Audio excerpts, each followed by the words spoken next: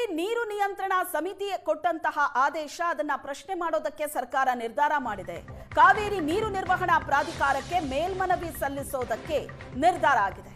ಸಂಕಷ್ಟದ ಸಂದರ್ಭದಲ್ಲಿ ನೀರು ಬಿಡುಗಡೆ ಹೇಗೆ ಸಾಧ್ಯ ಅನ್ನೋದು ಈಗಿರೋ ಪ್ರಶ್ನೆ. ಕೆಆರ್ಎಸ್ ಜಲಾಶಯದಲ್ಲಿ ಕೇವಲ 8 ಟಿಎಂಸಿ ಅಷ್ಟು ನೀರಿದೆ. ಬೆಂಗಳೂರು, ಮಂಡ್ಯ, ರಾಮನಗರಕ್ಕೆ 3.15 ಟಿಎಂಸಿ ನೀರು ಬೇಕು. ಮಳೆ ಬಂದಿಲ್ಲ ಅಂದ್ರೆ ಮತ್ತಷ್ಟು ಕಷ್ಟ ಆಗುತ್ತೆ ಅಂತ ಜಲಸಂಪನ್ಮೂಲ ಸಚಿವ ರಾಮಲಿಂಗಾರೆಡ್ಡಿ ಹೇಳಿಕೆ ಕೊಟ್ಟಿದ್ದಾರೆ. ಇಲ್ಲಿ ತನಕ ಅಂತೂ ನಿರೀಕ್ಷೆಯಷ್ಟು ಮಳೆ ಬಂದಿಲ್ಲ. ಇನ್ನು ಮುಂದೇನೂ ಮಳೆ ಆಗಿಲ್ಲ ಅಂದ್ರೆ ಪರಿಸ್ಥಿತಿಯನ್ನ ನಿಭಾಯಿಸೋದೇ ಕಷ್ಟ ಆಗುತ್ತೆ.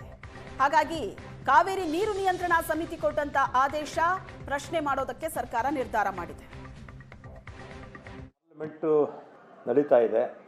ಅದರ ಸಲುವಾಗಿ ನಾನು ಮತ್ತು ಮುಖ್ಯಮಂತ್ರಿಗಳ ಜೊತೆಯಲ್ಲಿ ಸುಮಾರು 9 ಸಚಿವರು ಬಂದಿದ್ವಿ. ಬೇರೆ ಬೇರೆ ಇಲಾಖೆಗಳಿಗೆ ಸಂಬಂಧಪಟ್ಟಂಥ ಒಂದು 60 ಪ್ರಸ್ತಾವನೆಗಳು ಕೇಂದ್ರ ಸರ್ಕಾರದಲ್ಲಿ ಇದೆ. ಸಂಬಂಧಪಟ್ಟಂಥ ನಮ್ಮ ರಾಜ್ಯದ ಸಚಿವರುಗಳು ಅಂದರೆ ಕೇಂದ್ರದಲ್ಲಿ ಸಚಿವರಾಗಿರ್ತಕ್ಕಂಥವ್ರಿಗೆ ಕೊಟ್ಟು ಸಹಕಾರ ಕೊಡಬೇಕು ಅಂತ ಹೇಳಿದ್ದೀವಿ. ಅವರು ಕೂಡ ಎಲ್ಲ ಸಚಿವರು ನಮ್ಮ ರಾಜ್ಯದ ಹಿತಾಸಕ್ತಿ ಬಗ್ಗೆ ಯಾವುದೇ ವಿಚಾರ ಇರಲಿ ನಾವು ಸಹಕಾರ ಕೊಡ್ತೀವಿ ಅಂತ ಅವರೆಲ್ಲರೂ ಕೂಡ ಹೇಳಿದ್ದಾರೆ. ಇಲಾಖೆ ಬಗ್ಗೆನೂ ಕೂಡ ನಮ್ಮಲ್ಲಿ ಭಾಳ ಪ್ರಮುಖವಾಗಿರ್ತಕ್ಕಂಥದ್ದು ಮಹದಾಯಿದು. ತಮಿಳುನಾಡಿಗೆ ನೀರು ಕೊಡಬೇಕಾದ ಅನಿವಾರ್ಯತೆ ಇದೆ. ಸಿಎಂ ಡಿಕೆ ಶಿವಕುಮಾರ್ ನಿರ್ಧಾರದ ಮೇಲೆ ಅಂತಿಮ ನಿರ್ಧಾರ ತೆಗೆದುಕೊಳ್ಳಲಾಗುತ್ತೆ ಅಂತ ಬೆಳಗಾವಿಯಲ್ಲಿ ಸಚಿವ ಯತೀಂದ್ರ ಸಿದ್ದರಾಮಯ್ಯ ಹೇಳಿಕೆ ಕೊಟ್ಟಿದ್ದಾರೆ. ಮಳೆ ಕಡಿಮೆ ಆಗಿದೆ, ಕಾವೇರಿ ನೀರು ಕಡಿಮೆ ಆಗಿದೆ, ಕುಡಿಯೋ ನೀರನ್ನ ಇಟ್ಕೊಂಡು ತಮಿಳುನಾಡಿಗೆ ನೀರು ಬಿಡಬೇಕಾಗಿದೆ. ಈ ವಿಷಯದಲ್ಲಿ ನಮ್ಮ ಕೈ ಕಟ್ಟಿ ಹಾಕಿದಂತಿದೆ ಅಂತ ಯತೀಂದ್ರ ಹೇಳಿಕೆ ಕೊಟ್ಟಿದ್ದಾರೆ. ಅವರು ತಮಿಳುನಾಡು ಅವರಿಗೆ ನೀರು ಬಿಡೋದಕ್ಕೆ ಹೇಳಿದ್ದಾರೆ. ಸೊ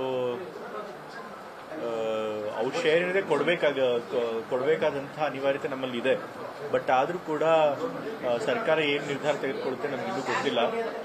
ಮುಖ್ಯಮಂತ್ರಿಗಳು ಇದ್ರ ಬಗ್ಗೆ ಏನೂ ಮಾತಾಡಲಿಲ್ಲ. ನನಗೂ ಕೂಡ ಈಗ ಮಾಹಿತಿ ಬಂದಿದೆ. ಸೊ ಹಾಗಾಗಿ ಮುಖ್ಯಮಂತ್ರಿಗಳು ಏನು ಹೇಳ್ತಾರೆ ಅದ್ರ ಮೇಲೆ ಆಧಾರ ಮೇಲೆ ನಾನು ನಿಮಗೆ ಕಾವೇರಿ ನೀರು ಕಮ್ಮಿ ಆಗಿದೆ, ಮಳೆ ಬಂದು ಕಮ್ಮಿ ಆಗಿದೆ. ಆದರೆ ನಾವೊಂದು ವ್ಯವಸ್ಥೆ ಮಾಡ್ಕೊಂಡಿದ್ದೀವಿ. ಮತ್ತೆ ಸುಪ್ರೀಂ ಕೋರ್ಟ್ ಆರ್ಡರ್ ಆದೇಶದ ಮೇರೆಗೆ ಈ ತರ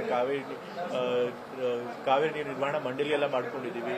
ಸೊ ಅವ್ರು ಸುಪ್ರೀಂ ಕೋರ್ಟ್ ಅವರು ಆ ಮಂಡಳಿಯವರು ಏನ್ ತೀರ್ಮಾನ